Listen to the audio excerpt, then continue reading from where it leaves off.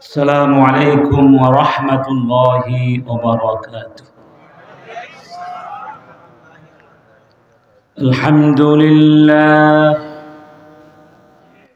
الحمد لله نحمده ونستعينه ونستغفره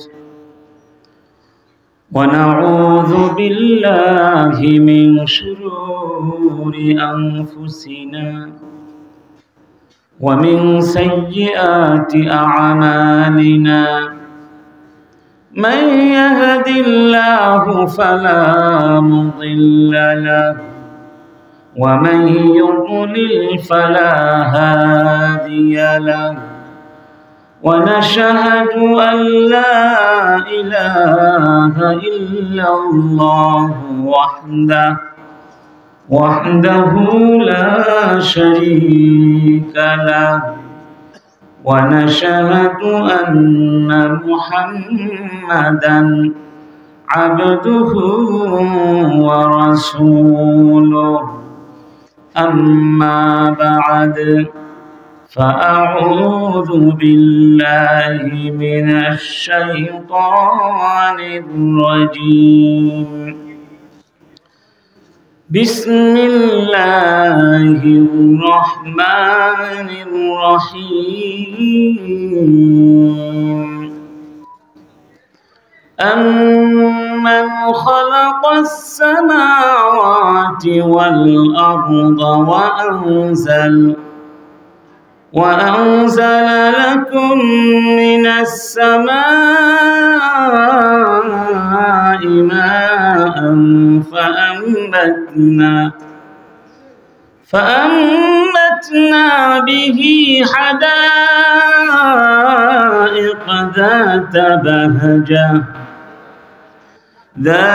بهجة ما كان لكم أن تنبتوا شجرها أإله مع الله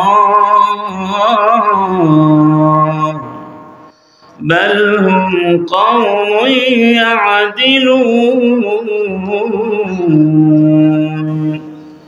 صدق الله العظيم. إن الله وملائكته يصلون على النبي يا أيها الذين آمنوا صلوا عليه وسلموا تسليما. اللهم صل على محمد وعلى آل محمد كما صليت على إبراهيم وعلى آل إبراهيم إنك حميد مجيد.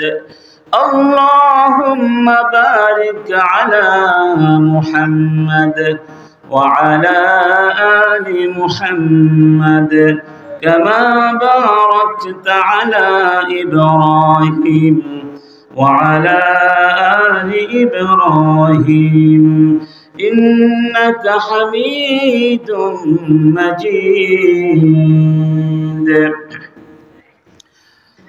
ঐতিহ্যবাহী দ্বীনি শিক্ষা প্রতিষ্ঠান শরীফবাগ ইসলামিয়া কামিল মাদ্রাসা কর্তৃক আয়োজিত ৭৬তম ওয়াজ মাহফিলের সম্মানিত স্বনামধন্য সভাপতি, বিশিষ্ট শিক্ষাবিদ, ইসলামী চিন্তাবিদ, উস্তাদুল আসাতিদাহ ডক্টর ফাইজুল আমিন সরকার মাদানী, অধ্যক্ষ শরীফবাগ ইসলামিয়া কামিল মাদ্রাসা ধামরাই, ঢাকা। হাইয়াহুল্লাহ ওয়া আতালা উমরাহু ওয়া সাদ্দাদা খুতুহ। আজকের সম্মানিত প্রধান অতিথি জনাব মোহাম্মদ আব্দুস সবুর, সাবেক সচিব গণপ্রজাতন্ত্রী বাংলাদেশ সরকার, বিশেষ অতিথি শেখ মুফাজ্জল হুসাইন মাদানী সহ সভাপতি বাংলাদেশ জমিয়তে আহলে হাদিস ও ভাইস প্রিন্সিপাল মাদ্রাসা মুহাম্মাদিয়া আরবিয়া যাত্রাবাড়ি ঢাকা। আজকে মাহফিলের অন্যতম বিজ্ঞ আলোচক বরেণ্য আলেমে দ্বীন আলহাজ শেখ মুহাম্মদ আব্দুস সামাদ আজাদ, ভাইস প্রিন্সিপাল আল মুখাল্লাকাত একাডেমি রামপুরা ঢাকা, অন্যান্য সম্মানিত উলামায়ে কেরাম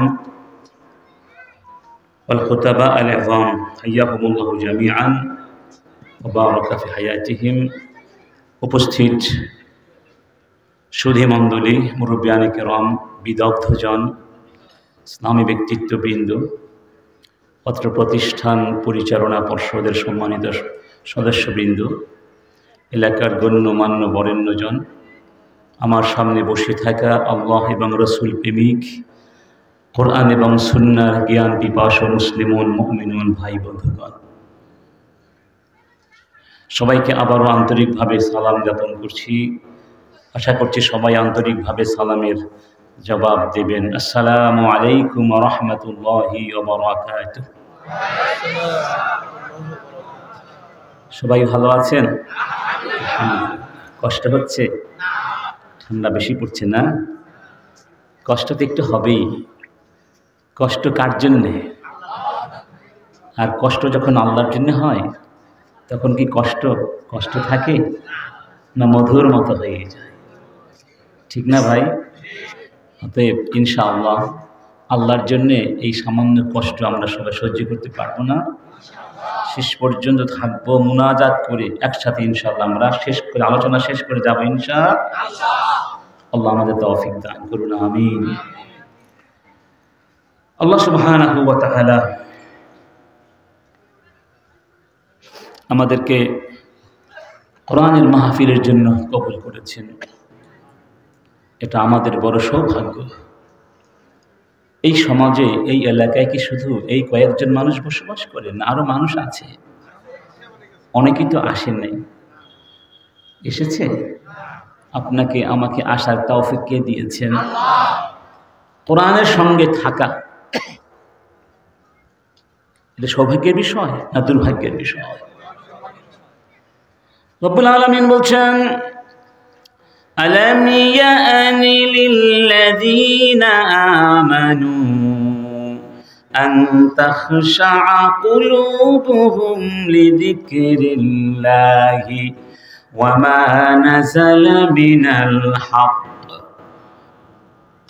ولا يكونوا كالذين أوتوا الكتاب من قبل فطال عليهم الأمد فقست قلوبهم وكثير منهم فاسقون। তোমরা যারা ঈমান এনেছো, যারা ঈমানদার বলে নিজেদেরকে মনে করছো, এখন কি তোমাদের সময় হলো না আমি আল্লাহর জিকির দিয়ে, আমার কোরআন দিয়ে তোমাদের মনগুলোকে বিগলিত করে নেবে?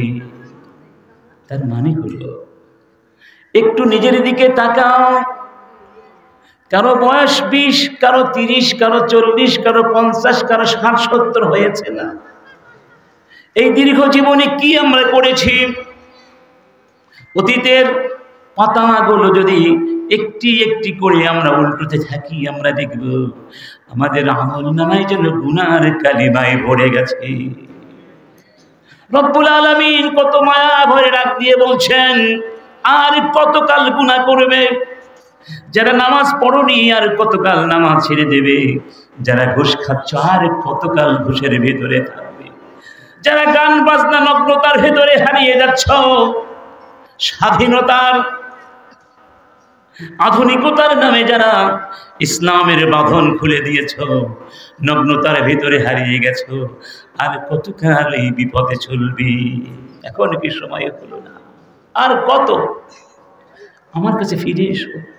ফাফিরু ইলাল্লাহ ইন্নী লাকুম মিনহু নাযীরুম মুবিন। হে আমার গোলামেরা, আমাকে ছেড়ে যেও না, আমার কাছে এসো। সুবহানাল্লাহ। রব্বুল আলামিন বলছেন, আমার জিকির দিয়ে, আমার কোরআন দিয়ে জীবনকে নতুন করে সাজাবার ব্যবস্থা করো। আর সময় নেই, হয়তো মৃত্যু যে কোনো মুহূর্তে আসতে পারে না, পারে না। জাহান্নামীরা যখন জাহান্নামের ভেতরে যাবে, চিৎকার করে কাঁদবে, ওয়াহুম ইয়াসতারিখুনা ফিহা রব্বানা আখরিজনা না'মাল সালিহান গায়রাল্লাযী কুন্না না'মাল। হে রব, আমাদেরকে আবার পৃথিবীতে পাঠিয়ে দাও, আর কোনোদিন খারাপ কাজ করব না, তোমার নাফরমানি কখনোই করব না, একবার শুধু পাঠিয়ে দাও। রব্বুল আলামিন জবাব দিবেন, আওয়ালাম নুআম্মিরকুম মা ইয়াতাযাক্কারু ফীহি মান তাযাক্কার ওয়া জাআকুমুন নাযীর ফাযূকু ফামা লিয-যালিমিনা মিন নাসীর। এখন কেন চিৎকার করে কান্নাকাটি করছো?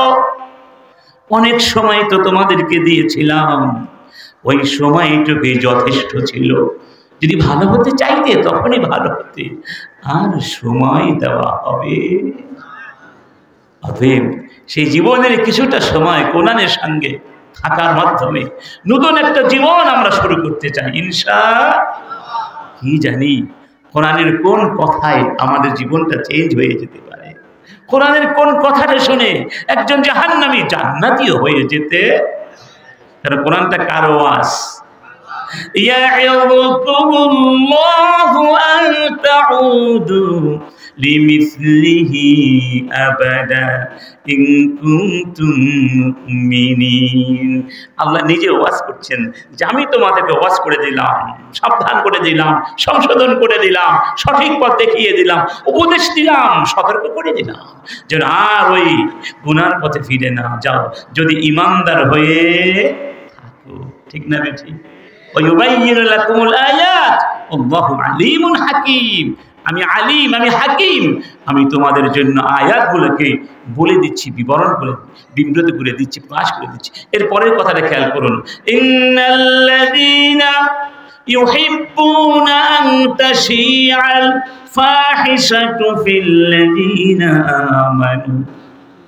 যারা মুমিনদের সমাজে নগ্নতা, বেহায়াপনা, অশ্লীলতা ছড়াতে চায়, লাহুম আযাবুন আলীমুন ফিদ দুনিয়া ওয়াল আখিরাহ। আমি দুনিয়ায় পরকালে তাদেরকে কঠিন শাস্তি দেব। আল্লাহু ইয়ালামু আনতুম লা তা'লামুন। আল্লাহ জানেন, তোমরা জানো না। আমি কখন, কিভাবে, কাকে ধরবো তোমাদের জানা নেই, আমার কাছে সিদ্ধান্ত। আগে বললেন ওয়াজের কথা, তারপরে বললেন নগ্নতা যারা ছড়াবে তাদের ব্যাপারে আযাবের সতর্ক বার্তা। এর দ্বারা বোঝা যায় যেই সমাজে ওয়াজ মাহফিল নাই, দাওয়াতের কাজ নাই, ইলমের চর্চা নাই, কোরআনের চর্চা নাই, দ্বীনের প্রতি মানুষকে আহ্বান করার কোনো ব্যবস্থা নাই, সেই সমাজে নগ্নতা, বেহায়াপনা ছেয়ে যায়। আমি দেখলাম একদিন, সেই দিন কি এক বড় নেতা মাহফিল নিয়ে কটাক্ষ করছে আর বলছে এটা ধর্ম ব্যবসা, এই মাহফিলের কারণে নাকি যাত্রা গান, আউল গান, ফাউল গানের ক্ষতি হচ্ছে, সবকিছু মিলিয়ে নাকি বাংলাদেশ। ইন্না লিল্লাহি। যারা এই মাহফিলের বিরুদ্ধে কথা বলবে, এই কোরআনের মাহফিল নিয়ে বিশুদ্ধার করবে, তারা এই মাটির বৈধ সন্তান হতে পারে না। এই মাটি কোনোদিন তাদেরকে সহ্য করে না। যারা কোরআন নিয়ে ব্যঙ্গ করে, যারা কোরআনের আলেমদেরকে নিয়ে ব্যঙ্গ করে, যারা ইসলামের শরীয়ত নিয়ে ব্যঙ্গ করে, ইতিহাস খুলে দেখুন, তারা ভাত খাবার সময় পর্যন্ত পায়নি, চোরের মতো পালিয়ে যেতে বাধ্য হয়েছে। সাবধান, এই মাটি কোরআনের ঘাঁটি। আমার বন্ধুরা, এক সাহাবীর নাম ছিল জুবাইর বিন মুতআম রাদিয়াল্লাহু। তখনও মুসলিম হননি।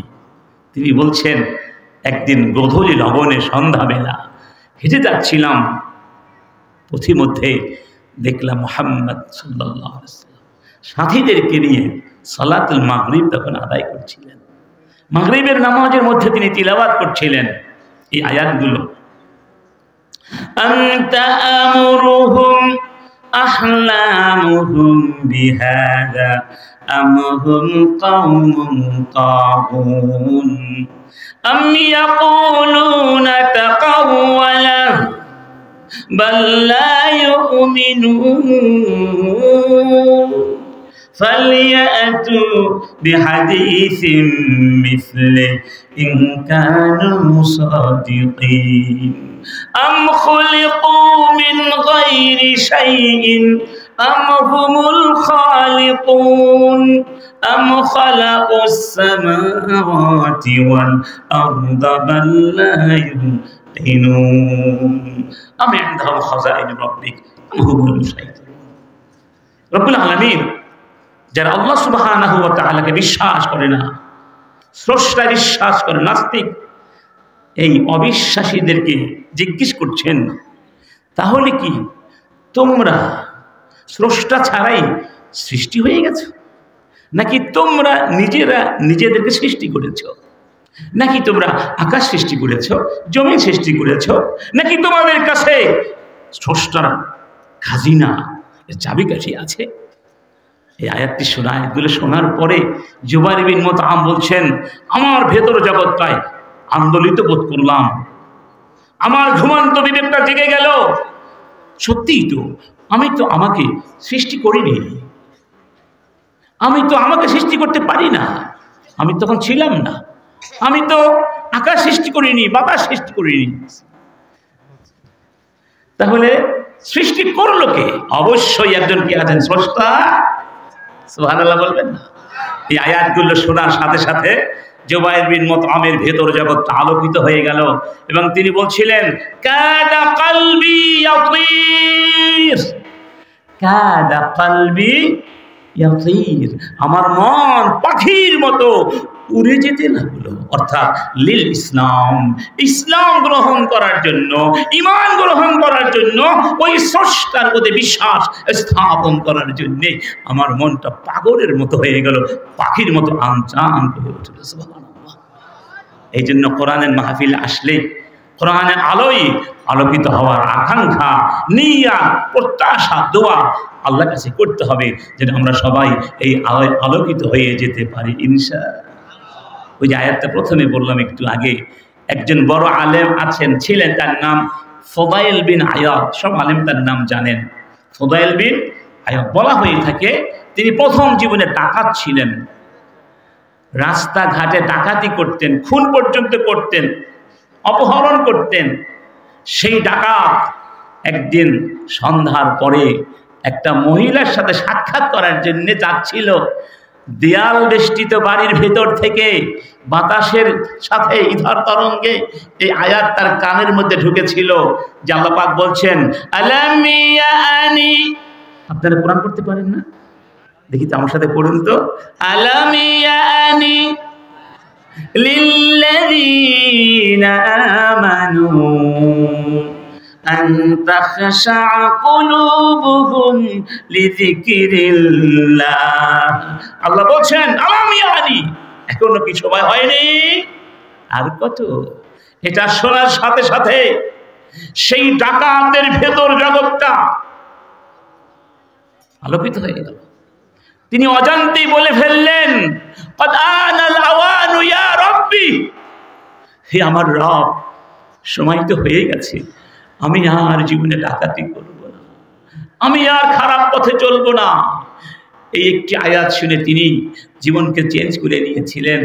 এবার তিনি আনমনে হাঁটছেন আর ভাবছেন, কি করলাম সারা জীবন, সারা জীবন তো অপরাধী করেছি, অথচ আমার রব এখন আমাকে ডাকছেন, এসো আমার কাছে এসো। আর কতকাল? বাজারের ভিতর দিয়ে যাচ্ছেন, দোকানের ভেতরে বাজার বন্ধ হয়ে গেছে, দোকানিরা আলোচনা করছে রাত্রিবেলা চলে যাব নাকি এখানেই থেকে যাব। কেউ কেউ বলল চলেই যাই, আবার কেউ কেউ বলল না, যাওয়া যাবে না। আয়াত, ফুদাইল বিন আয়াদ নামে যে ডাকাত আছে, ওর পাল্লায় বললে সব তো ছিনিয়ে নিবে, মেরেও ফেলতে পারে। এই কথাগুলো বলছিলেন, আর ফুদাইল বাহিরে বসে বসে শুনছিলেন, আর তার দুই চোখ দিয়ে অশ্রুধারা ঝরছিল, অনুতপ্ত, তার অনুশোচনা। ধিক্কার দিলেন নিজেকে, ফুদাইল তুমি এত খারাপ, তোমাকে কেউ ভালোবাসে না, তোমাকে মানুষ ঘৃণা করে। এরপরে তিনি চলে গেলেন মক্কায়।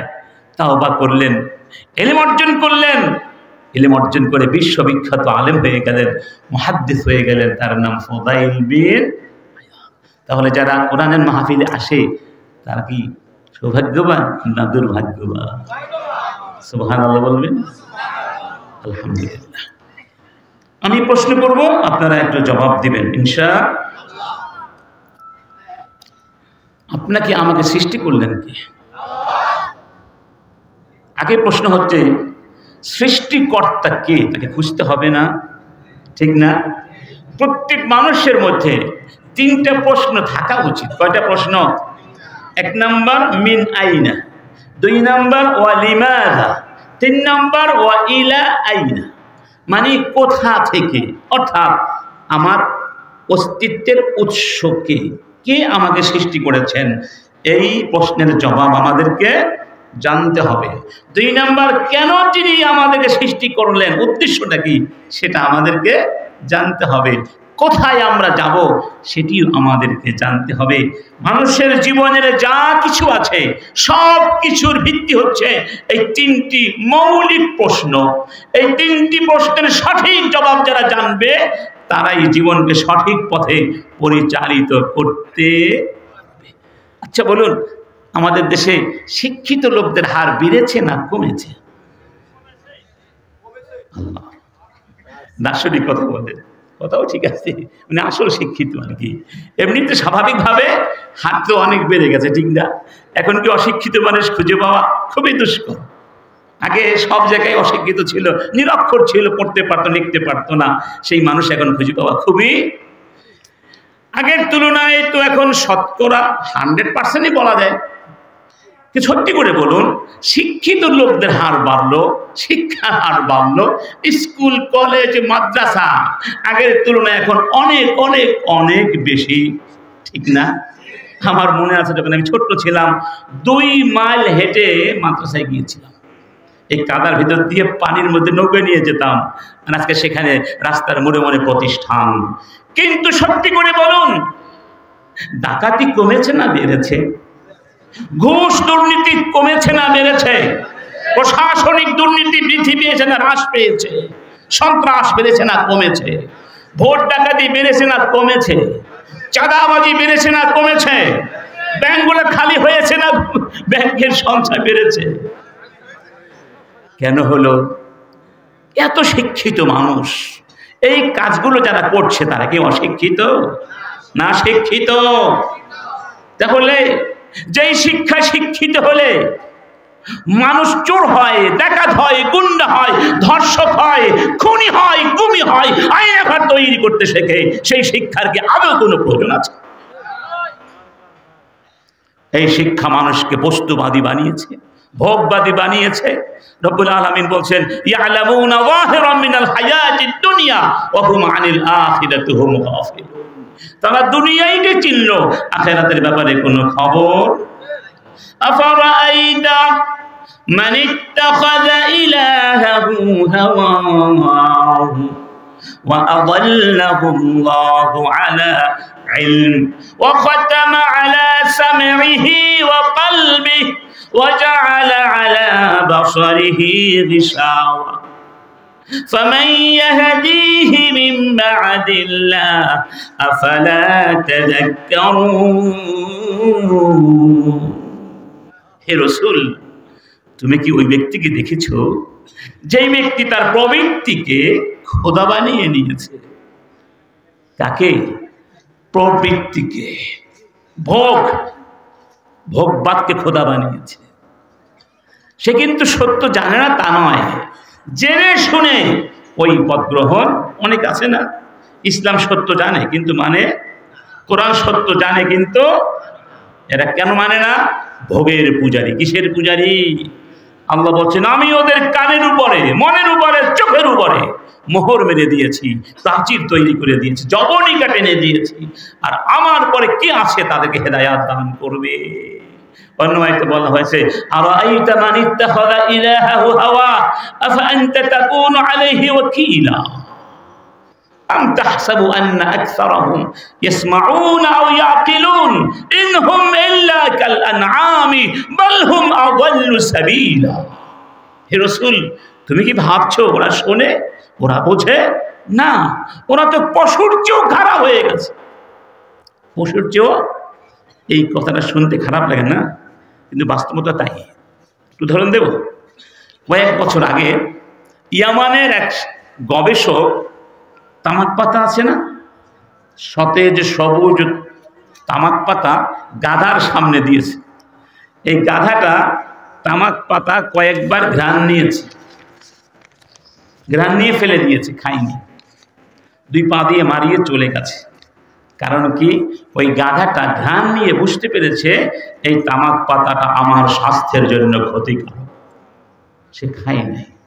কিন্তু সেই তামাক পাতা কারা খায়? কারা খায়? সতেজখানা পচিয়ে খায়, এটাকে পচায়, গলায়, তারপরে খায়। এই জন্য দেখবেন তামাকজাত কোনো পণ্যের গায়ে মেয়াদ লেখা নাই, কারণ ওই পণ্যটি যেই মুহূর্ত থেকে উৎপন্ন করা হয় সেই মুহূর্ত থেকে মেয়াদ উত্তীর্ণ। এটার আর মেয়াদ লেখার কোনো কারণ, তার উপর আবার লেখা থাকে সংবিধিবদ্ধ সতর্কীকরণ, স্বাস্থ্যের জন্য ক্ষতিকারক, নীরব ঘাতক, কত কথা লেখা থাকে, তারপরে মানুষ সেটা খায়। তাহলে কি বলতে পারবেন মানুষটা বুদ্ধিমান? গাধার বুদ্ধি বেশি না মানুষদের বুদ্ধি বেশি? আল্লাহু আকবার। আল্লাহ পাক বলছেন, মাসালুল লাযীনা হুমিলুত তাওরাত সুম্মা লাম ইয়াহমিলুহা কামাসালিল হিমারি ইয়াহমিলু আসফারা বিইসা মাসালুল কওমিল্লাযীনা কাযযাবু বিআয়াতিল্লাহ ওয়াল্লাহু লা ইয়াহদিল কওমায যালিমিন। যাদেরকে কিতাব দিলাম, এই কিতাবটা পড়লো না, কিতাবের ইলম অর্জন করলো না, ওরা হলো গাধার মতো। কিসের মতো? কিসের মতো? ওয়াল্লাযীনা কাফারু ইয়াতামাত্তাউনা ওয়া ইয়াকুলুনা কামা তাকুলুল আনআম ওয়ান নারু মাহওয়াল লাহুম। আল্লাহ বলছেন, যারা আমাকে বিশ্বাস করে না, আমার কিতাব মানে না, ওরা শুধু এনজয় করে আর খায়, ঠিক যেভাবে পশুরা খায়। তাদের পরিণাম হলো কোথায়? জাহান্নাম। এই জন্য আমাদের সামনে একটু আগে এই প্রতিষ্ঠানের সম্মানিত অধ্যক্ষ সাহেব ধর্মীয় দেশ শিক্ষার গুরুত্ব নিয়ে কথা বলেছেন না? আমি এটার সম্পূর্ণ কিছু কথা বলবো।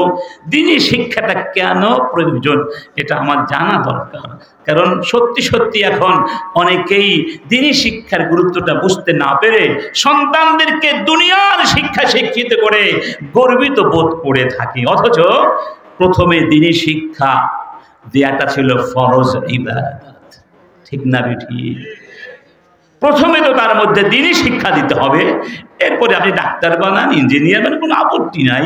ইসলাম তো শুধু দুনিয়ার পরকালের কথাই বলে নাই, দুনিয়া পরকাল মিলে কি ইসলাম।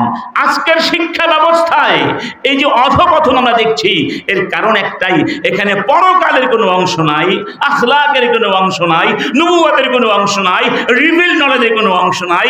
এটা একমুখী শিক্ষা ব্যবস্থা, বস্তুবাদ শিক্ষা ব্যবস্থা, এই জন্য এটা ইমব্যালেন্স শিক্ষা ব্যবস্থা।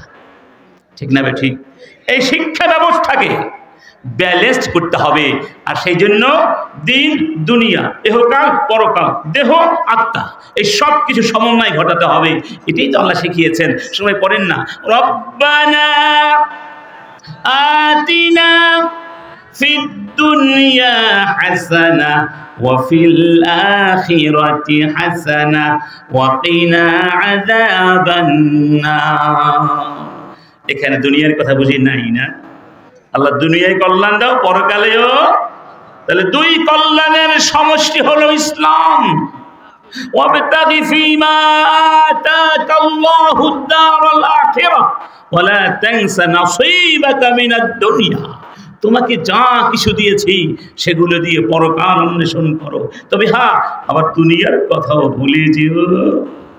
তাহলে এই দিন দুনিয়ার সমন্বিত শিক্ষার নাম হলো ইসলামী শিক্ষা ব্যবস্থা। শিক্ষা হলো আল ইলমু আও তালিম। তার নাম কি? আল ইলমু আবি তালিম। ইলমুন মানে কি? ইলম মানে বাংলায় বলে জ্ঞান। এর সংক্ষিপ্ত ব্যাখ্যা হচ্ছে মারিফাতুশ শাই আলা হাকিকাতি, প্রত্যেকটা জিনিসের হাকিকতটা খুঁজে বের করা, কোনো জিনিসের আসল চেহারা, আসল স্বরূপটা খুঁজে বের করা। যেমন ধরুন এই যে দুনিয়াটা আছে, দুনিয়ার স্বরূপটা কি, মানুষের হাকিকতটা কি, স্রষ্টার পরিচয়টা কি, ঠিক না? এই হাকিকতটা জানতে হলে কি করতে হবে? তার কাছে আসতে হবে যিনি গোটা পৃথিবী সৃষ্টি করেছেন, কারণ তিনিই তো হাকিকতটা জানেন, আর তিনি হাকিকতটা আমাদেরকে জানিয়ে দিয়েছেন। তার স্মরণাপন্ন না হয়ে আমরা যতই এদিক সেদিক ঘোরাফেরা করি, কোনোদিন হাকিকতের সন্ধান পাবো? কি বলেন, পাবো? রব্বুল আলামিন এর জন্য বলছেন আম্মান খালাকাস সামাওয়াতি ওয়াল আরদা। তাহলে বলো তো, আকাশ সৃষ্টি করেছেন কে? জমিন সৃষ্টি করলেন কে? ওয়া আনজালা লাকুম মিনাস সামাই মাআন, আকাশ থেকে পানি বর্ষণ করলেন কে? ফাআম্মাতনা বিহি হাদাইকা যাতা বাহাজা, সেই পানি দিয়ে দেখো কি সুন্দর করে আমি পৃথিবীকে সবুজ করে দিয়েছি, উদ্যান তৈরি করে দিয়েছি, গাছ বৃক্ষলতা তৈরি করে দিয়েছি, পৃথিবীকে সাজিয়ে দিয়েছি। মা কানা লাকুম আন তুমবিতু শাজারাহা, তোমরা কি এটা করতে পারতে? কি বলেন, আপনি পারতেন? আফারাআইতুম মা তাহরুসুন আআনতুম তাজরাউনাহু আম নাহনুজ জারিউন, তোমরা যে চাষাবাদ করো, ভূমির ভেতরে বীজ বপন করে চলে এসো, এই বপন, এই বীজকে অঙ্কুরিত করেন কে? সেই বীজ থেকে ফলমূল সৃষ্টি করেন কে? তোমরা কোনোদিন তা করতে পারতে? আল্লাহ পাকের পরে বলছেন আইলাহুম মাআল্লাহ,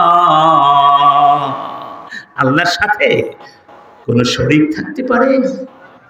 পারে? বালহুম কওমুন ইয়াদিলুন, এরপরে ওরা বোঝে না, ওরা আমার সঙ্গে শরীক স্থাপন করে দুঃসাহস দেখায়।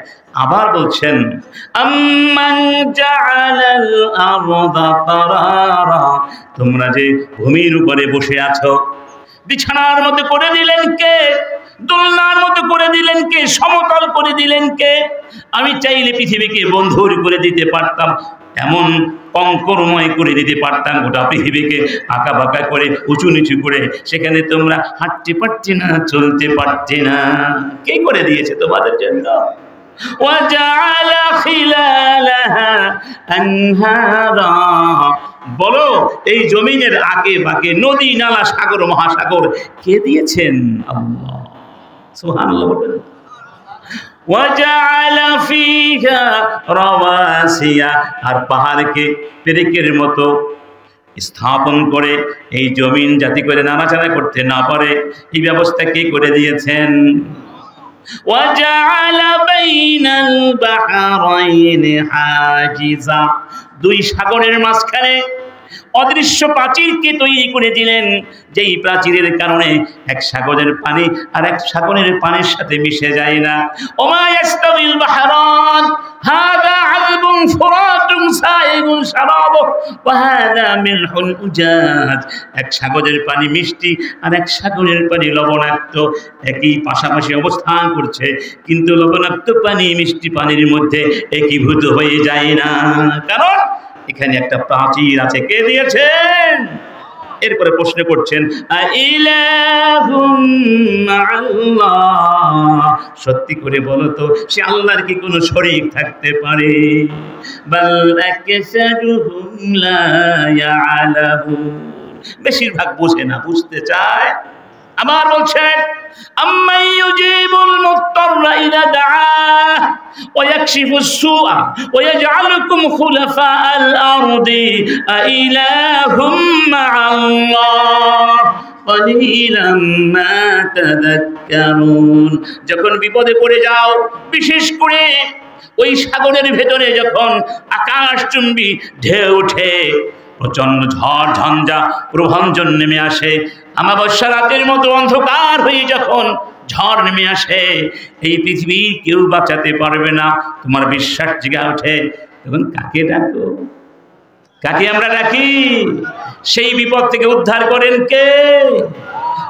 ইলাহুম মা'আল্লাহ।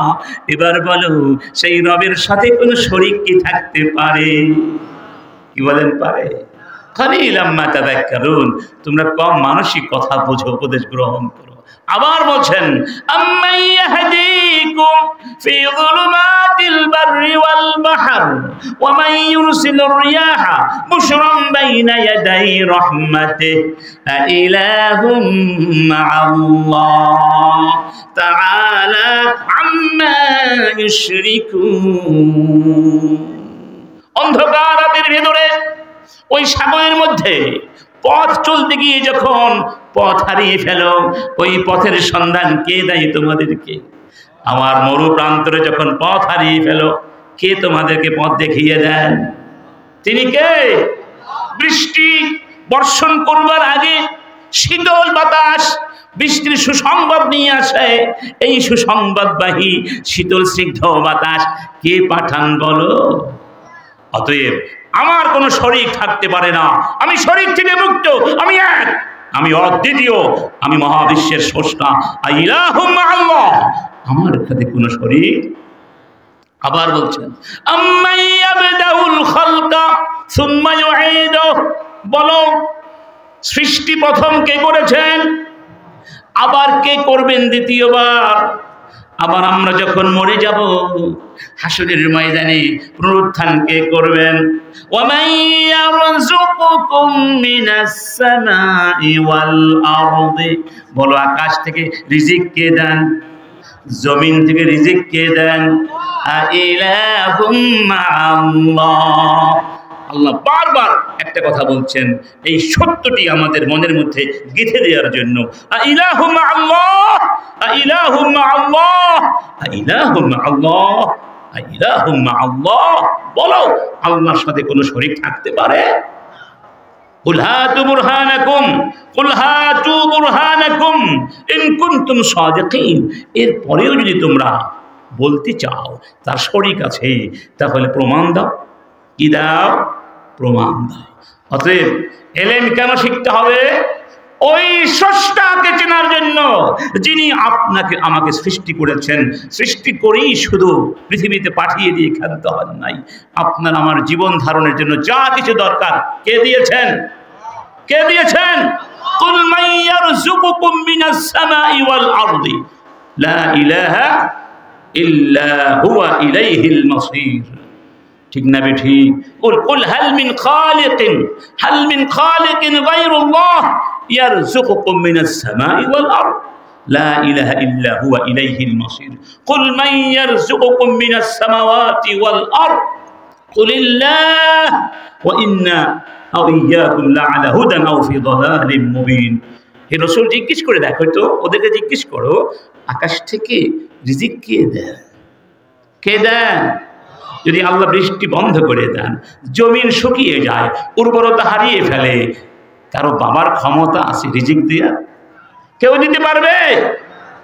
অতএব যিনি রিজিক দিচ্ছেন, আপনাকে সৃষ্টি করেছেন, আবার তিনি আপনার আমার জন্য একটা জীবন ব্যবস্থাও দিয়েছেন, যাতে করে আমরা পৃথিবীতে এসে হাবুডুবু না খাই, আকুপাকু না খাই, জীবন পথে চলতে গিয়ে বিভ্রান্তের শিকার না হই।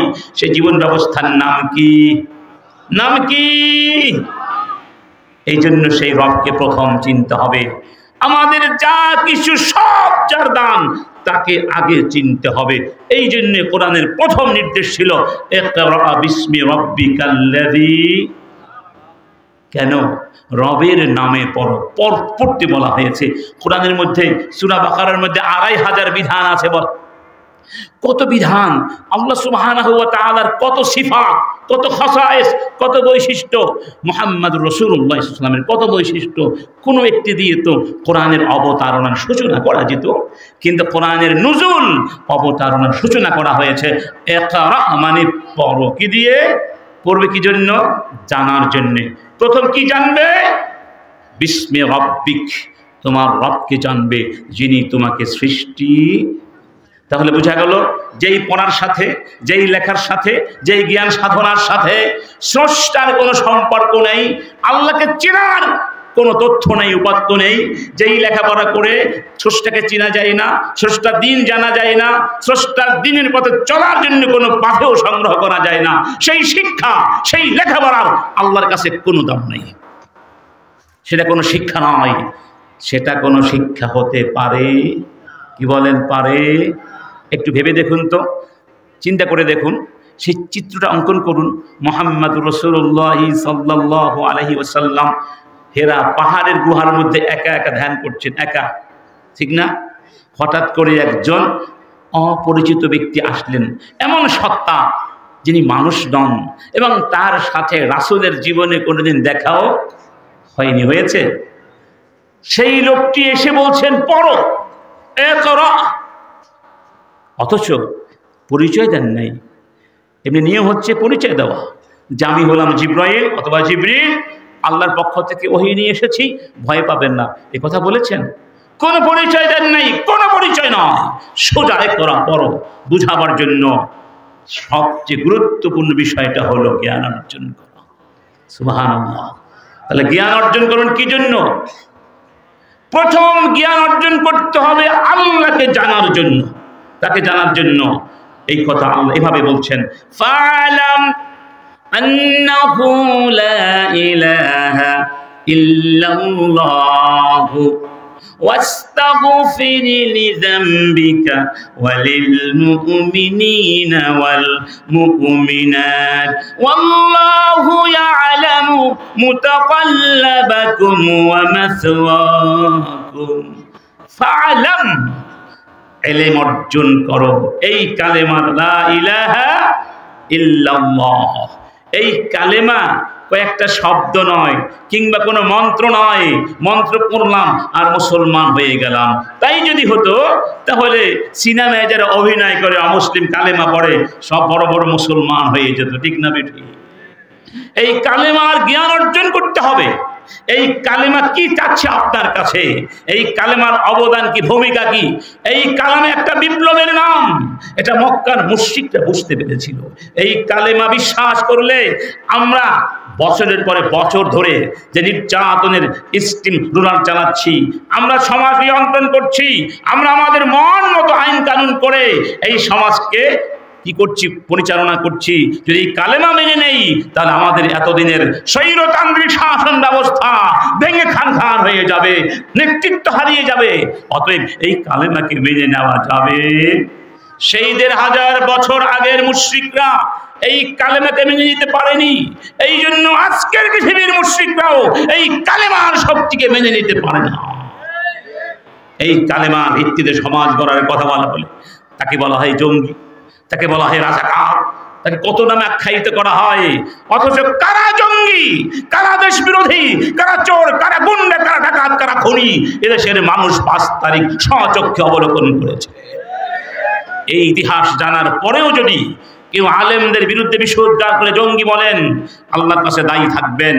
ইতিহাস বলছে জঙ্গিবাদের যত নাটক আপনারা দেখেছেন, সব নাটক ওই সন্ত্রাসী ফেসিবাদীরা বসে বসে বানিয়েছিল।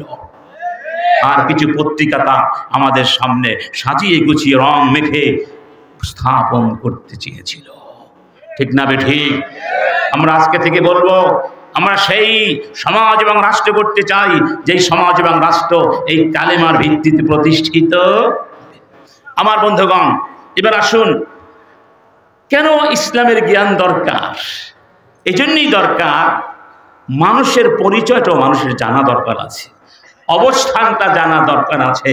এটা কোনো ছোটোখাটো বিষয় নয়। আমি একটা বই পড়েছিলাম, শিক্ষা সাহিত্য সংস্কৃতি, লিখেছেন মাওলানা আব্দুর রহিম রাহিমাহুল্লাহ। তিনি একটি কাহিনী উল্লেখ করেছেন। একজন অমুসলিম খ্রিস্টান, তিনি মুসলিম হয়েছিলেন, তার নাম মোহাম্মদ পিকথা। তিনি অনেক বড় গবেষক ছিলেন, তার অনেক বই পুস্তক বাংলাতে অনুবাদ হয়েছে। তিনি উল্লেখ করেছেন, ইউরোপে কয়েক দশক আগে একটা প্রশ্ন করা হয়েছিল জনগণকে। জনজরিপ হয় না, একটু বড় প্রশ্ন। ধরুন একটা ঘর, তার মধ্যে 2টা জিনিস আছে। এক কোণায় একটা মানব সন্তান নবজাতক দোলনায় দুলছে, আর এক পাশে গ্রিক সভ্যতা নিদর্শন, পুরাতাত্ত্বিক নিদর্শন। একটি নারী, উলঙ্গ নারী মূর্তি আছে পাথরের। ওই ঘরে যদি আগুন ধরে, এই আগুনের হাত থেকে কোন জিনিসটিকে আগে বাঁচাতে হবে, কোনটাকে বাঁচানো উচিত, অগ্রাধিকারের ভিত্তিতে। এটা ছিল মূল কথা। সেই দিন ইউরোপের পাঠকরা জবাব দিয়েছিল, একটা মানব সন্তান আগুনে জ্বলে পড়ে ছাই হয়ে গেলে তাতে তেমন কোনো ক্ষতি হবে না, কারণ মানব প্রজন্ম এর উৎপাদন করা বেশি কঠিন কাজ না, একজন মারা গেলে আরো আসবে। কিন্তু একটা পাথরের মূর্তি যেটা ইতিহাসের সাক্ষী হয়ে আছে, এটা যদি ধ্বংস হয়ে যায় তাহলে আর ফিরে পাওয়া যাবে না। অর্থাৎ তারা বুঝালো, একটা নিষ্প্রাণ পাথরের দাম মানুষের চেয়েও বেশি। যেই সভ্যতার কাছে মানুষের চেয়ে পাথরের দাম বেশি, ওই সভ্যতা গরু ছাগলের সভ্যতা হওয়ার যোগ্যতাও রাখে না, মানুষের সভ্যতা তো দূরের কথা। এই জন্য দেখবেন আজকে সমাজে খুনাখুনি বেড়ে গেছে, হানাহানি বেড়ে গেছে, কারণ মানুষের কাছে মানুষের দাম নাই যতটা মশা মাছির দাম আছে। ঠিক না বেঠি? মানুষ তার অবস্থানটা বুঝতে পারে নাই। মানুষ ভাবছে দুনিয়াটা খেলাধুলা করার জন্য আল্লাহ মনে হয় সৃষ্টি করেছেন, কোশ্চিন কালেও নয়। রব্বুল আলামিন বলছেন, ওয়ামা খালাকনাস সামাআ ওয়াল আরদা ওয়ামা বাইনাহুমা باطلا ذلك ظن الذين كفروا فويل للذين كفروا من النار। তোমরা কি ভেবেছো আকাশ জমিন বেহুদা অনর্থক সৃষ্টি করেছি খেলাধুলা করার জন্য? না, এটা কাফেরদের কথা। আম নাজআলুল লাযীনা আমানু ওয়া আমিলুস সালিহাতি কাল মুফসিদিনা ফিল আরদি আম নাজআলুল মুত্তাকিনা কাল ফুজ্জার। তোমরা কি ভেবেছো আমি মুত্তাকিন আর ফুজ্জারকে সমান বানিয়ে দিব, ঈমানদার আর মুফসিদুনকে সমান বানাতে পারি? এর পরের কথা দেখুন আল্লাহ কি বলছেন, কিতাবুন আনজালনাহু ইলাইকা মুবারাকুন লিয়াদাব্বারু আয়াতি ওয়া লিয়াতাযাক্কারা উলুল আলবাব। হে রাসূল, একটা কিতাব আমি দিয়েছি তোমাকে। কি দিয়েছি? এই কিতাবটা বরকতময়। কেন দিয়েছি জানো? যাতে আমার বান্দারা এটা পরে বুঝে জানে। এবার আগের কথা আর পরের কথা মিলিয়ে দেখুন কি পাবেন। যেন আল্লাহ বলতে চাচ্ছেন, আমি এই জমিনকে বেহুদা সৃষ্টি করি নাই, আমি এই জমিনকে বানিয়েছি আমার কোরআনের জন্য। কিসের জন্য? এই কোরআন তোমরা পড়বে, জানবে, মানবে, কোরআন বাস্তবায়ন করবে। কোরআন বাস্তবায়ন করতে হলে কোরআন পড়তে হবে না? কোরআন পড়তে হবে কি হবে না? তাহলে সবার আগে কোরআনের জ্ঞান শিখতে হবে এবং শিক্ষা দিতে। 3 নম্বর, আল্লাহ পাক আমাদের পাঠিয়েছেন, আমাদের জন্য কিছু জীবন বিধান দেন নাই। আচ্ছা, যিনি তৈরি করেন, সৃষ্টি করেন, তিনিই তো বলবেন না কি করতে হবে, কি করা যাবে, কি করা যাবে। ইন্নাল্লাহা ফারাদা ফারাইদা ফালা তুদাইয়ুহা। আল্লাহ কিছু কাজকে ফরজ করেছেন, এই কাজগুলো নষ্ট করে দিও না। ওয়া হাদ্দা হুদুদান ফালা তা'তাদুহা। সীমারেখা নির্ধারণ করে দিয়েছেন, সীমা লঙ্ঘন করো না। ওয়া হাররামা আশিয়া ফালা তানতাহিকুহা। কিছু কাজ নিষিদ্ধ করেছেন, ভায়োলেশন করো না। ওয়া সাকাতা আন আশিয়া রাহমাতান বিকুম গায়রা নিসিয়ান ফালা তাবহাসু আনহা। আর কিছু ব্যাপারে আল্লাহ পাক নীরব আছেন, ভুলে যান নাই, তোমাদের জন্য সহজ করে দিয়েছেন, এগুলো নিয়ে বাড়াবাড়ি করো। তার মানে কোনটা হালাল কোনটা হারাম এই সীমা কে বলবেন? কে বলবেন? এই অধিকার মানুষের আছে। ওয়ালা তাকুলু লিমা তাসিফু আলসিনাতুকুমুল কাযিবা হাযা হালালুন ওয়া হাযা হারাম লিতাফতারু আলাল্লাহিল কাযিবা ইন্নাল্লাযীনা ইফতারুনা আলাল্লাহিল কাযিবা লা ইফলিহুন। খবরদার, তোমার মন চাইলো আর বলে দিলে সুদ হালাল, এটা হালাল, হ্যাঁ ঘুষ হালাল, আর মন চাইলো বলে দিলে এটা হারাম। এই অধিকার কে তোমাকে দিয়েছে? কে দিয়েছে তোমাদেরকে অধিকার? আম লাহুম শুরাকা শারাউ লাহুম মিনাদ দীনি মা লাম ইয়াযাম বিহিল্লাহ ওয়া লাউলা কালিমাতুল ফাসলি লাকুদিয়া বাইনাহুম ওয়া ইন্নাল যালিমিনা লাহুম আযাবুন আলীম। আমার বিধান বাদ দিয়ে, কোরআনের বিধান বাদ দিয়ে তোমরা যে বিধান তৈরি করেছো, কারা করেছে তোমাদের জন্য? তোমরা কি ওদেরকে আমার সঙ্গে শরীক বানিয়ে নিয়েছো? কে দিয়েছে তোমাদেরকে অনুমতি? যদি আমার সিদ্ধান্ত না থাকতো সবগুলোকে ধ্বংস করে দিতাম। আমার সিদ্ধান্ত আছে, কিছুদিন তোমাদেরকে সময় দিব, অবকাশ দিব, এই জন্য কিছু বলছি না। এবার আসুন, এই কোরআনের এলেম কেন দরকার? ভাই, আপনি আমি যারা দুনিয়াতে আছি, আমরা মানুষ না? আমরা কি মানুষদের ফেরেশতা হতে পারে না? পারে।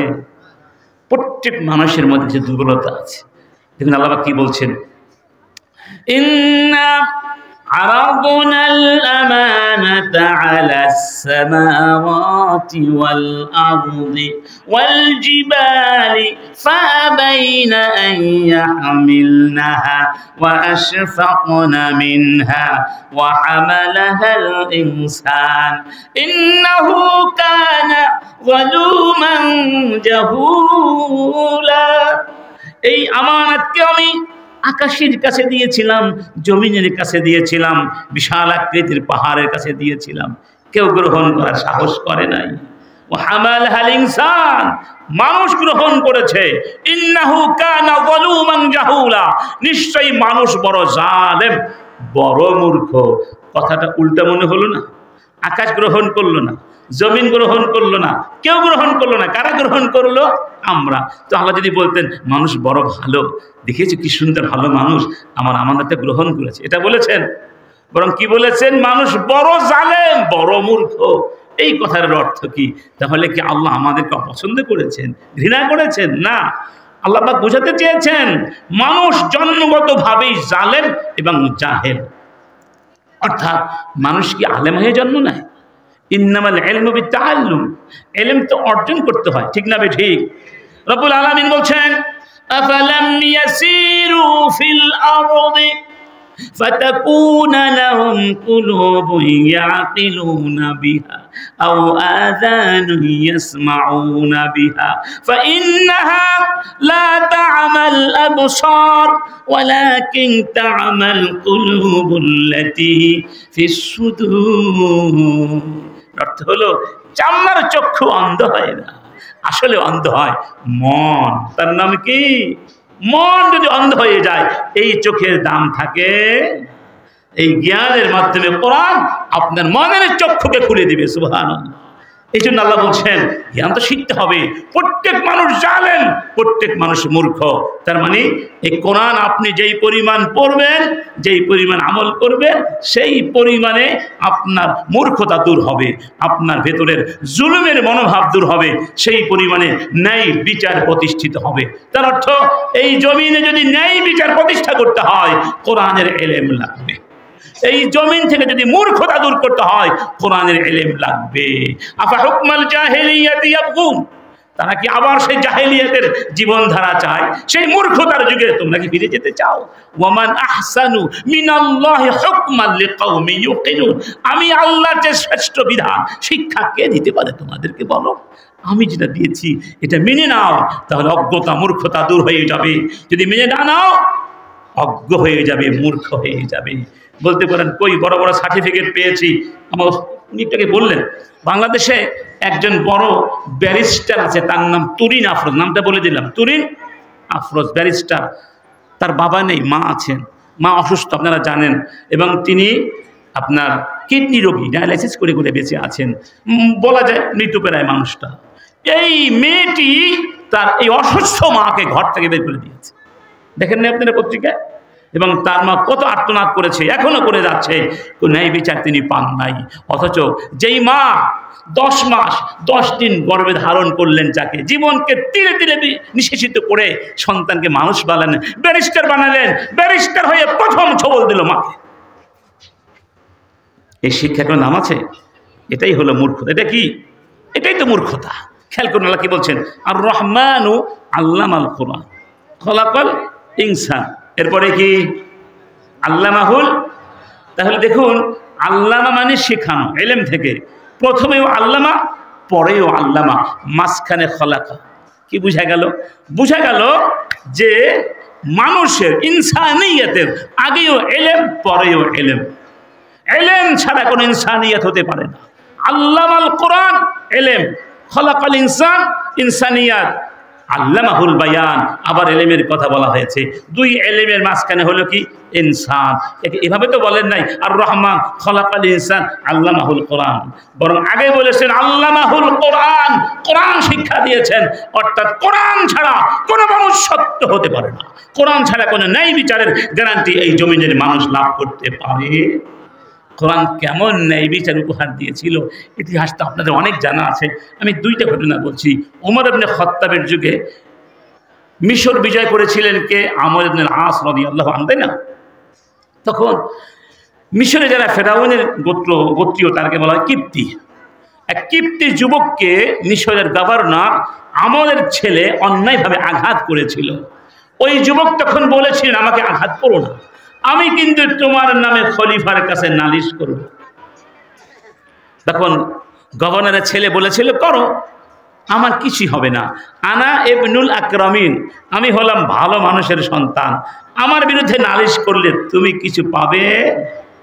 সেই ইহুদি যুবক হজের মৌসুমে মক্কায় চলে গেল। ওমর ইবনে খাত্তাব যখন হজ করতে মক্কা এসেছিলেন, তার সঙ্গে গভর্নররাও ছিলেন, মিশরের গভর্নর ছিলেন, ওই ছেলেটিও সাথে ছিল। যুবক যখন নালিশ করলেন খলিফার কাছে এবং তার অভিযোগের সত্যতা প্রমাণিত হলো, ওমর ইবনে খাত্তাবের হাতে একটা দোররা চাবুক থাকতো। সেই চাবুকটি ইহুদি যুবকের হাতে দিয়ে বললেন, এই ইহুদি যুবক তোমাকে যেভাবে আঘাত করেছে তুমি। ইহুদি যুবককে বলল, এই ভালো মানুষের সন্তান, ভালো মানুষের সন্তান তোমাকে যেভাবে মেরেছে তুমি তাকে ঠিক সেভাবে মারো। সুবহানাল্লাহ বলবেন না? এখানেই শেষ নাই, এর পরের কথাটা খুবই সিগনিফিক্যান্ট। তিনি বললেন, মাতা ইস্তাআবাতুমুন নাস ওয়া ক্বাদ ওয়ালাদাতুহুম উম্মাহাতুহুম আহরারা, কখন থেকে তোমরা লোকদেরকে দাস বানিয়েছো, কখন থেকে দাসত্বের জালে শিকলে তাদেরকে বন্দি করেছো, অথচ তাদের মায়েরা তাদেরকে স্বাধীনভাবে জন্ম দিয়েছিল, স্বাধীন করে জন্ম দিয়েছিল। প্রত্যেক মানব সন্তান স্বাধীন হয়ে জন্ম লাভ করে, তোমরা কেন কখন থেকে তাদেরকে দাস বানিয়েছো? এই কথাটি একটু আপনারা বিশ্লেষণ করুন। এই যুবক তাকে অত্যাচার করেছিল, ঠিক না? ন্যায় বিচার করে নাই, এটাকে ওমর বললেন দাসত্ব।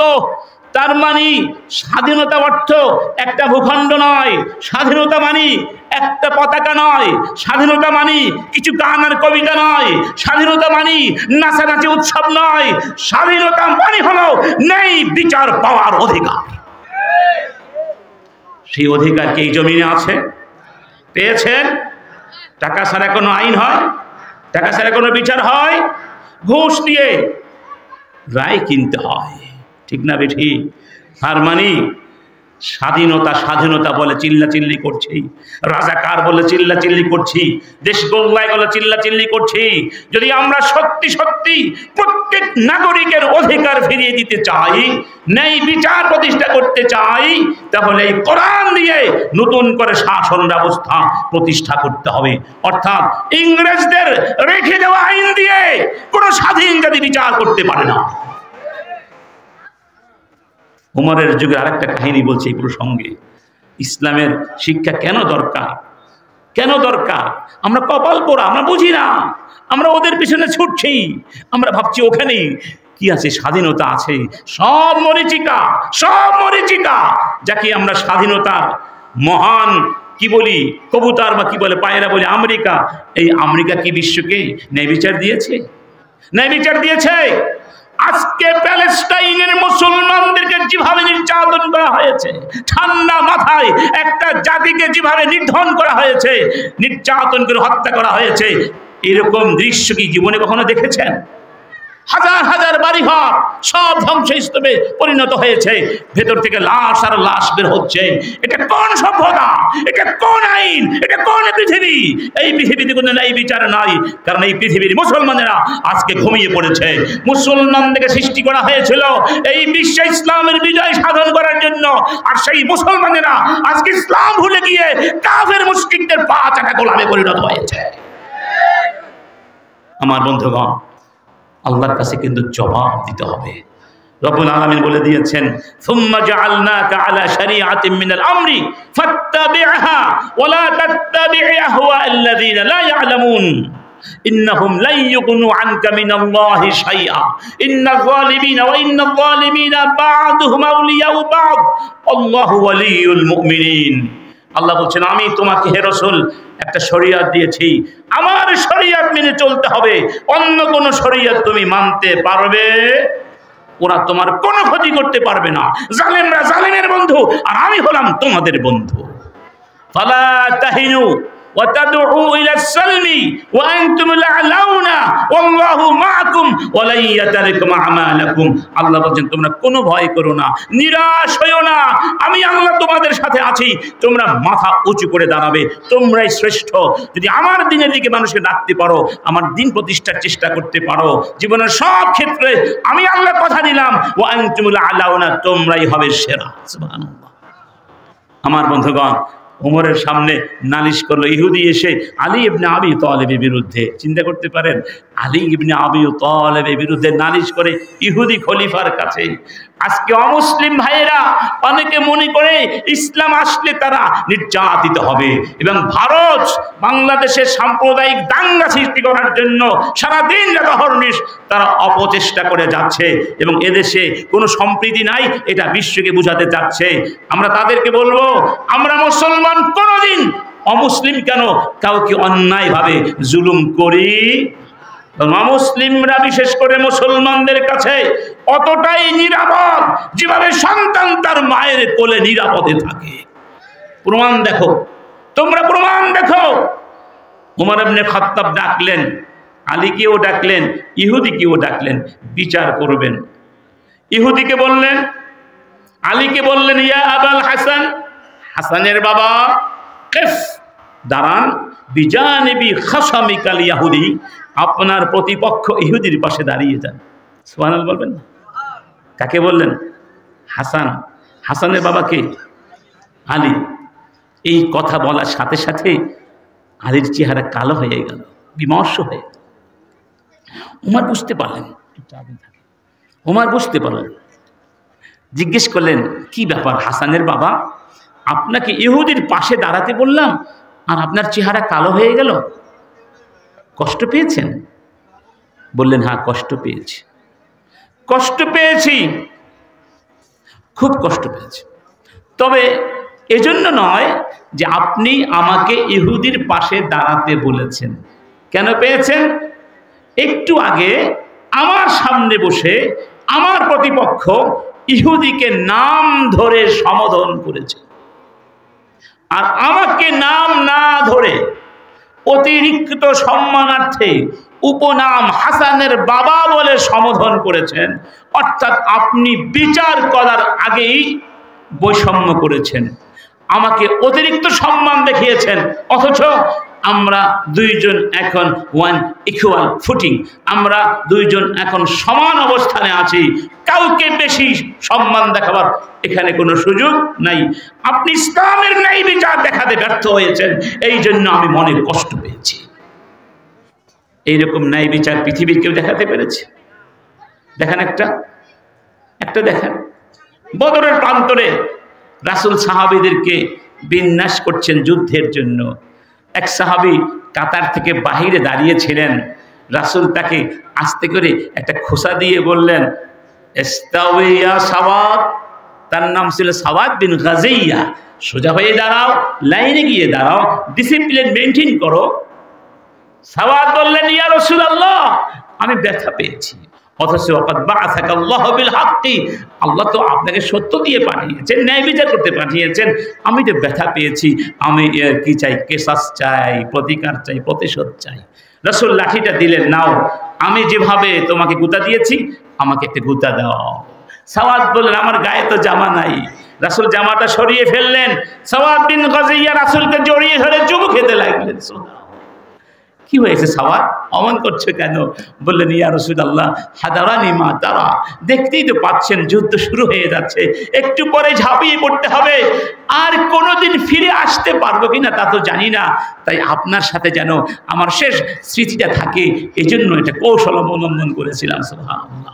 আজকের পৃথিবীর কোন শাসক যদি বলে এই নাও লাঠি দিলাম, আমি যদি কাউকে কোনো জুলুম করে থাকি প্রতিশোধ নাও, একটা চুল থাকবে, চুল 5 অক্টোবর ওই স্বৈরাচারিণী যদি থাকতো একটা চুলও খুঁজে পাওয়া যেত না, একটা হাতও খুঁজে পাওয়া যেত না, একটা মাথাও খুঁজে পাওয়া যেত না, সব জনগণ ভাগ করে নিয়ে যেত। তাই তারা কষ্টে দুঃখে ঈদ পর্যন্ত খুলে নিয়ে গেছে। ঠিক না বেঠিক? অতএব ন্যায় বিচার যদি চাও পৃথিবীর মুসলমান, কোরআনের এলেমের কাছে আসতে হবে, এই মাদ্রাসা শিক্ষাকে হেফাজত করতে হবে, ধরে রাখতে হবে। স্বৈরাচারের যুগে এই শিক্ষা ব্যবস্থার বিরুদ্ধে ষড়যন্ত্র করা হয়েছিল, এমন করে শিক্ষাকে সংকুচিত করে দেওয়া হয়েছিল, আর কিছুদিন থাকলে নামেই থাকতো মাদ্রাসা, তা জানাজা নামাজ পড়ার আলেমও খুঁজে পাওয়া যেত। এই আমার কথাই ধরুন, আপনার কথাই ধরুন, আজকে যেভাবে স্বাধীন মনে কথা বলতে পারছি, নিশ্চিন্ত কথা বলতে পারছি, তা কি আমরা পেরেছি? 16 বছর পেরেছি, আপনারা পেরেছেন।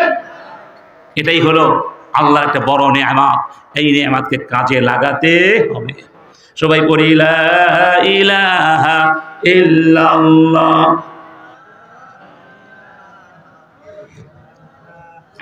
আপনাদের কষ্ট হচ্ছে তো, আমি এখন শেষ করে দিই।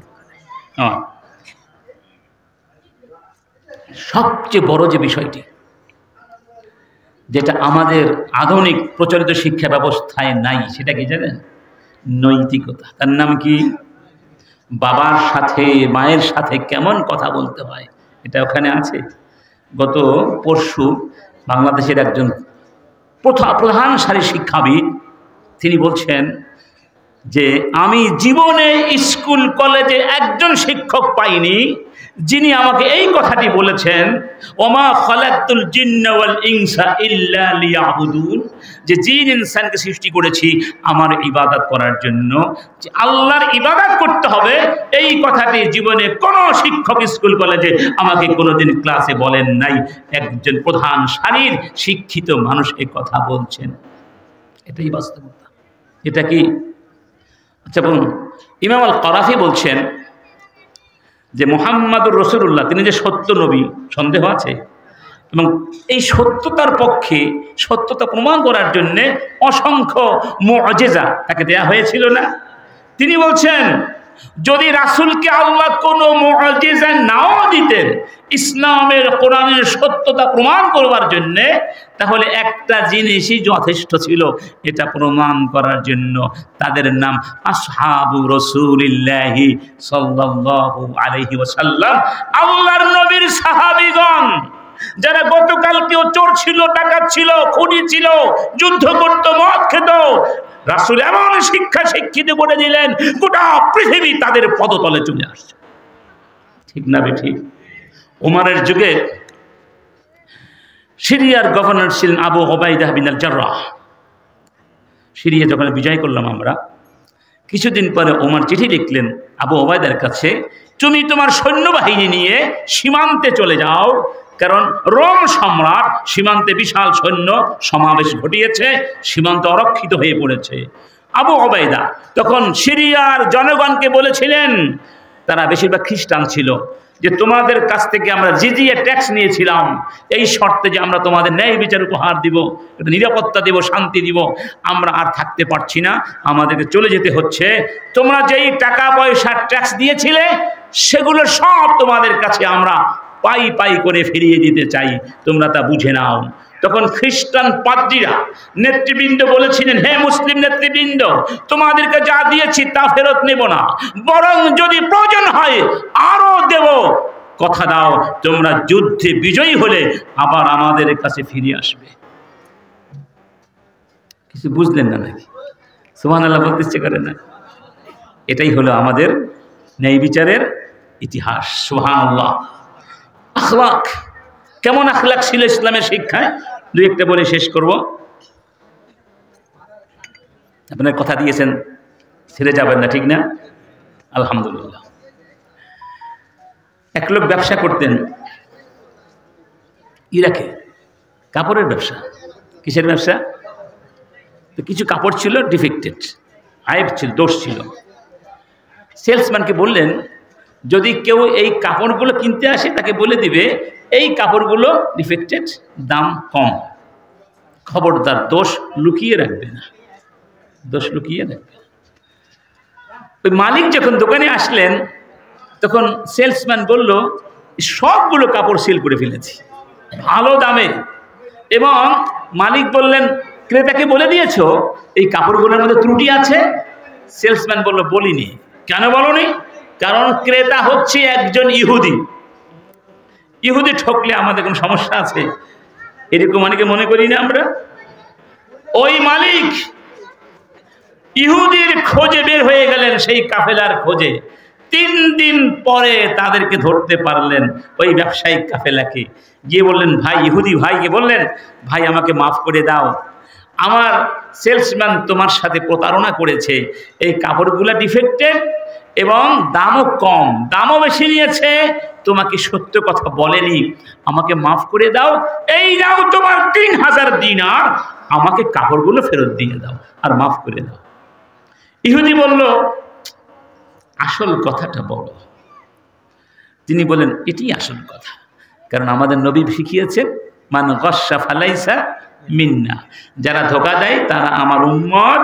আল বাইয়ান বিল খিয়ারি মা লাম ইয়াতাফাররাকা ফাইন বায়ানা ওয়া সাদাকা বুরিকা লাহুমা ফি বাইইহিমা ওয়া ইন কাতামা ওয়া কাযিবা মুহিকাত বারাকাতু বাইইহিমা। রাসূল বলেছেন ক্রেতা বিক্রেতা যদি দোষ গোপন না রাখে, সত্য কথা বলে, তাহলে তাদের ক্রয় বিক্রয় আল্লাহ বরকত দান করেন। সুবহানাল্লাহ। আমাদের এই ছোট্ট ভাইয়েরা আপনাদের কাছে যাচ্ছে, আপনারা সবাই যে যা পারেন আল্লাহর পথে এই প্রতিষ্ঠানের জন্য, মাহফিলের জন্য অনুদান রাখবেন। এই ফাঁকে আমরা কথা বলে শেষ করে ফেলি ইনশাআল্লাহ। ঠিক আছে ইনশাআল্লাহ? আলহামদুলিল্লাহ। ইহুদি বলল আমি কাপড় ফেরত দেব না, ওই টাকাও ফেরত নেব না। মুসলিম বললেন কেন ভাই, আমাকে বিপদে ফেলছো কেন? ইহুদি বলল দেখো ভাই, এই নাও, বরং আমি তোমাকে আরো 3000 দিনার দিলাম, আরো 3000 দিনার। কারণ তোমার ওই সেলসম্যানকে আমি যে 3000 দিনার দিয়েছিলাম সেগুলো জাল নোট, এগুলো হলো আসল নোট। সুবহানাল্লাহ বললেন না? এগুলো কি আসল নোট।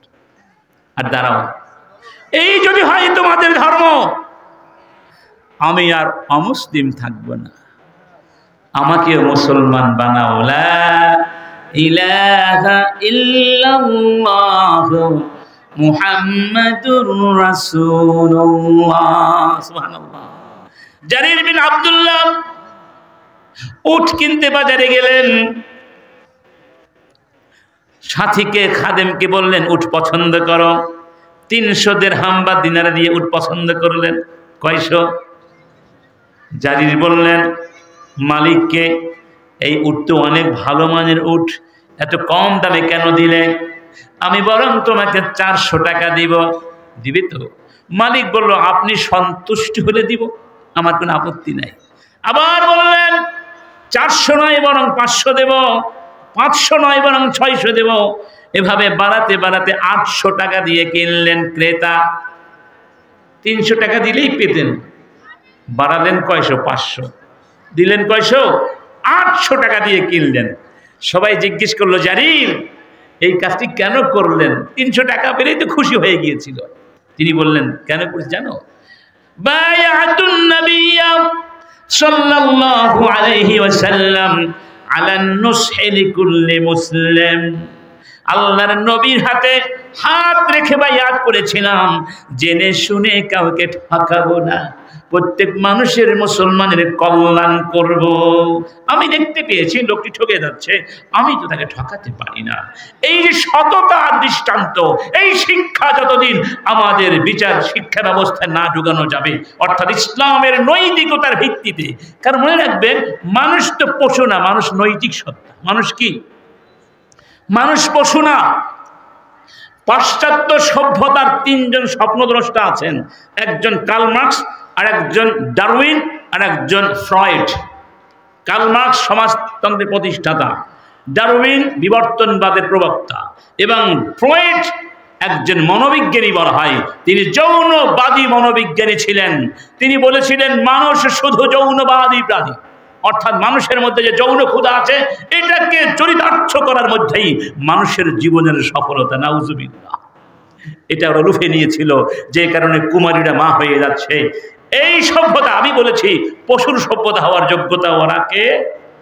বর্তমান শতাব্দীর শ্রেষ্ঠ মুজাদ্দিদ, শ্রেষ্ঠ আলেম ডক্টর ইউসুফ আল কারাদাবি রাহিমাহুল্লাহ, তার একটা বই আছে আল ইসলাম ও হাদারাতুল গজ, যেখানে বলেছেন ইউরোপ আমেরিকা নগ্নতা বেহায়াপনার যেই পর্যায়ে গিয়ে দাঁড়িয়েছে, ওরা যদি সেখান থেকে ফিরে না আসে ওই সভ্যতা নিজে নিজে ওদের মাথার উপরে ভেঙে পড়বে। وَإِذَا أَرَدْنَا أَن نُهْلِكَ قَرْيَةً أَمَرْنَا مُتْرَفِيهَا فَفَسَقُوا فِيهَا فَحَقَّ عَلَيْهَا الْقَوْلُ فَدَمَّرْنَاهَا তাদবীরা। তাহলে আমরা এমন একটা সমাজ চাই যেখানে সবাই সবার কল্যাণের জন্য কাজ করবে, সবাই সবাইকে ভালোবাসবে, কেউ কারো ক্ষতি করবে না, কেউ কাউকে ধোঁকা দিবে না, কেউ কারো গীবাত সমালোচনা করবে না, ভাই ভাই হয়ে বসবাস করবে, আল্লাহর গোলাম হয়ে বসবাস করবে, সবাই আল্লাহর সৈনিক হয়ে বসবাস করবে। সেই নৈতিকতা সমৃদ্ধ সমাজ যদি গড়তে হয় তাহলে ইসলামের শিক্ষার কোনো বিকল্প। একটা ছোট্ট কাহিনী বলে শেষ করব।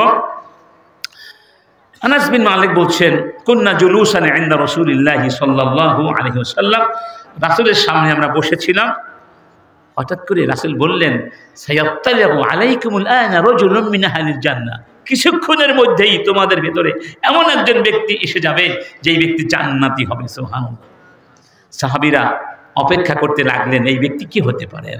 দেখা গেল এক আনসারী অজু করে ঢুকেছেন, অজুর পানিগুলো এখনো দাড়ি থেকে টপটপ করে ঝরে পড়ছে, জুতা জোড়া হাতে করে ঢুকেছেন।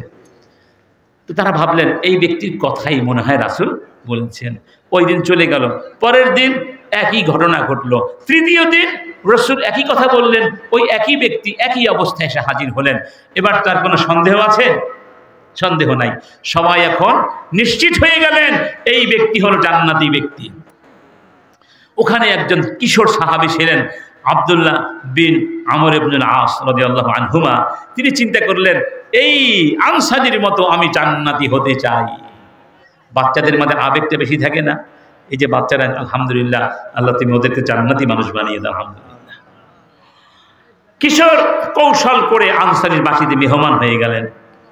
একদিন, 2 দিন, 3 দিন সারাক্ষণ চোখে চোখে রাখেন আনসারী দিনে বা রাতে কি কি আমল করেন।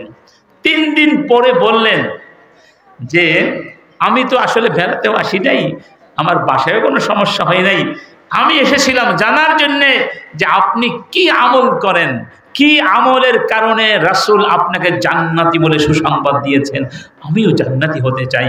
কিন্তু এই 3 দিন ধরে আমি আপনাকে চোখে চোখে রেখেছি, তককে তককে থেকেছি, কিন্তু এমন কোন আমল আপনার মাঝে দেখিনি যে আমল আমরা করি না। অর্থাৎ আপনার চেয়ে বেশি আমল আমরাও করি, কিন্তু আমাদেরকে জান্নাতি বলা হলো না। আপনাকে কেন জান্নাতি বলা হলো আমার বুঝে আসছে না। ওই আনসারী বললেন, মা হুয়া ইল্লা যাক, তুমি 3 দিন ধরে আমাকে যেভাবে দেখেছো আমি ঠিক তেমনই একজন সাধারণ মানুষ, অর্থাৎ আমি নিজেও জানি না কেন আমি জান্নাতি। এবার সেই কিশোর সাহাবী মনে কষ্ট নিয়ে চলে যাচ্ছেন। কিছু দূর যেতে না যেতে আবার আনসারী ডাকলেন, ইয়া ইবনে আখি, মানে ভাতিজা, শুনে যাও শুনে যাও। আবার আসলেন, বললেন, মা হুয়া ইল্লা যাকা, তুমি আমাকে যেভাবে দেখেছো আমি ঠিক তেমনই একজন মানুষ, তবে আমার একটা আমলের কথা মনে পড়েছে। গায়রা আন্নানি লাম আবিদ দাগিদান আলা আহাদিন মিনাল মুসলিমিন বিহাদাল মা'না, যে আমি রাত্রিবেলা ঘুমোতে যখন যাই আমার মনের ভেতরে কারো প্রতি হিংসা বিদ্বেষ রেখে ঘুমাই না। অর্থাৎ আমি চিন্তা করি আজকে সারা দিন আমার সাথে কারো ঝগড়া হয়েছে কিনা, কারো হক নষ্ট করেছে কিনা, কারো প্রতি আমার হিংসা বিদ্বেষ আছে কিনা, কারো সাথে আমার বৈরী মনোভাব, শত্রুতার মনোভাব আছে কিনা, পরশ্রী কাতরতা আছে কিনা, এগুলো থেকে মুক্ত হয়ে আমি রাত্রি যাপন করতে চাই। অর্থাৎ আমি সবাইকে ভালোবাসি, আমি কারো কোনো ক্ষতি করি না, আমি সবার কল্যাণ কামনা করি, আমি কারো কাছে নেমাত থেকে হিংসা পোষণ করি না, এই আমলটা আমি করার চেষ্টা করি। তখন আব্দুল্লাহ বিন আমর ইবনে আস বললেন, হাযাল্লাযী বালাগা বিক, হাযাল্লাযী বালাগা বিক, এটাই তো তোমার সেই আমল যে আমলের কারণে চাচ্ছু তুমি জান্নাতি হওয়ার যোগ্যতা অর্জন করেছো। সবাই জান্নাতে যেতে চাই ভাই, ইনশাআল্লাহ আজকে থেকে অন্য মানুষের বিরুদ্ধে হিংসা পোষণ করব, কারো হক নষ্ট করব, এই শিক্ষাই ইসলাম দেয়। তাহলে ইসলাম একদিক থেকে দুনিয়া শিক্ষা দেয়, আর একদিক থেকে আখলাক শিক্ষা দেয়, ঠিক না বে ঠিক? দুইটা বই পড়ায় ইসলাম। কয়টা বই পড়ায়? কয়টা বই? একটা বই আল্লাহ সৃষ্টি করেছেন, আর একটা বই নাজিল করেছেন। সৃষ্টি করেছেন এই পৃথিবী, এটা একটা বই, এই পৃথিবীটা একটা বই, ঠিক না? এটাকে বলা হয় বস্তুগত জ্ঞান, পার্থিব জ্ঞান, জাগতিক জ্ঞান। আরেকটা হলো নাজিলকৃত কিতাব। এই দুই কিতাবটা পড়তে বলেছেন। একটা পড়লে হবে, প্রত্যেকের ঘরে ঘরে কোরআন এর ইলমের চর্চা করতে চাই। সবাই রাজি আছেন? ইয়া আইয়ুহাল্লাযীনা আমানু কু আনফুসাকুম ওয়া আহলিকুম নারা ওয়াকুদুহান নাস ওয়াল হিজারা আলাইহা মালাইকাতুন গিলাযুন শিদাদ লা ইয়াসুনাল্লাহা মা আমারাহুম ওয়া ইয়াফআলুনা মা ইউমারুন। সাবধান, সন্তানদেরকে, পরিবারকে জাহান্নাম থেকে বাঁচাও, নইলে ওই জাহান্নামে ঢুকতে হবে যেই জাহান্নামে এমন ফেরেশতাদের দায়িত্ব দিয়েছি, চিল্লা চিল্লি করলে কোনো কাজ হবে? অত্যন্ত কঠিন, শক্তিশালী, বের হওয়ার কোনো সুযোগ। তাদের মধ্যে নমনীয়তা, কোমলতা, মায়া মহব্বত কিচ্ছু নাই। এইভাবে আমি সৃষ্টি করেছি, তারা আমার বিধান পালন করে। অতএব এই সন্তানদেরকে নিয়ে, পরিবারকে নিয়ে যেই দিন জান্নাতে যেতে পারবেন, সেই দিন আপনার আমার জীবন সফল হবে। ওয়াল্লাযীনা আমানু ওয়াত্তাবাআতহুম যুররিয়্যাতুহুম বিঈমান আলহাকনা বিহিম যুররিয়্যাতাহুম। ফেরেশতারা দোয়া করে, ওয়াদখিলহুম জান্নাতি আদনিন, ওয়াদখিলহুম জান্নাতি আদনিন আল্লাতী ওয়া'আদতাহুম ওয়া মান সালাহা মিন আবাইহিম ওয়া আযওয়াজিহিম ওয়া যুররিয়্যাতিহিম ইন্নাকা আনতাল আজিজুল হাকীম। আসুন আমরা ছেলেদেরকে নিয়ে, মেয়েদেরকে নিয়ে, মাদেরকে নিয়ে, বোনদেরকে নিয়ে, বন্ধুদেরকে নিয়ে একসাথে কোথায় যাব ইনশাআল্লাহ? কোথায় যেতে চাই? আল্লাহ পাক সেদিন ডাক দিয়ে বলবেন, ইয়া ইবাদি লা খাউফুন আলাইকুমুল ইয়াওমা ওয়া লা আনতুম তাহজানুন। আজকে তোমাদের কোনো চিন্তা নাই, কোনো টেনশন করো না। সুবহানাল্লাহ বলবেন না? কারা? আল্লাযীনা আমানু বিআয়াতিনা ওয়া কানু মুসলিমিন। তোমরা যারা আমার কোরআনকে বিশ্বাস করেছিলে এবং বাস্তবায়ন করেছিলে, কি বলা হবে? উদখুলুল জান্নাতা আনতুম ওয়া আযওয়াজুকুম তুহবারুন ইউতাফু আলাইহিম بأكواب صحاف من ذهب وأكواب فيها ما تشتهيه الأنفس وتلذ الأعين وأنتم فيها খালিদুন। যাও জান্নাতে যাও, তোমরা যাও, তোমাদের বন্ধু বান্ধব যারা তোমাদের মতো ছিল, স্ত্রী ছেলে মেয়ে সবাইকে নিয়ে যাও, সেখানে তোমাদেরকে সাদর সম্ভাষণ জানানো হবে। সুবহানাল্লাহ বলবেন না? ফিহা মা তাশতাহিহিল আনফুস, তোমাদের মন যা চায় সব সেখানে পাবে। ওয়া তালাজ্জুল আয়ুন, তোমাদের চক্ষু শীতল হয়ে যাবে, এমন নিয়ামত সেখানে রেখে দিয়েছি, কোনোদিন সেখান থেকে বের হতে হবে। ওয়ালাকুম ফিহা ওয়ালাহুম ফিহা মা তাশতাহি আল্লাহ ওয়ালাকুম ফিহা মা তাশতাহি আনফুসুকুম ওয়ালাদাইনাল মাজিদ। সূরা লাহুম ফিহা মা ইয়াশাউন। আইয়ো, লাহুম ফিহা মা ইয়াশাউনা ওয়ালাদাইনাল মাজিদ। বলুন ওয়ালাদাইনাল মাজিদ, বলুন ওয়ালাদাইনাল মাজিদ। ওয়ায়াজজিয়াল্লাযীনা আহসানু বিল হুসনা। আল্লাহ বলছেন জান্নাত তো দেব, একটা শেষ কথা, আরেকটা জিনিস তোমাদেরকে দিব, আমার কাছে আরো আছে। সুবহানাল্লাহ বলবেন না? জান্নাত তো দিয়ে দিলেন, আরো কিছু আছে। সেটা কি? আল্লাহর দিদার। সুবহানাল্লাহ, আল্লাহকে দেখার সৌভাগ্য। আল্লাহকে দেখার চেয়ে বড় নেয়ামত জান্নাত আর কিছু হতে পারে?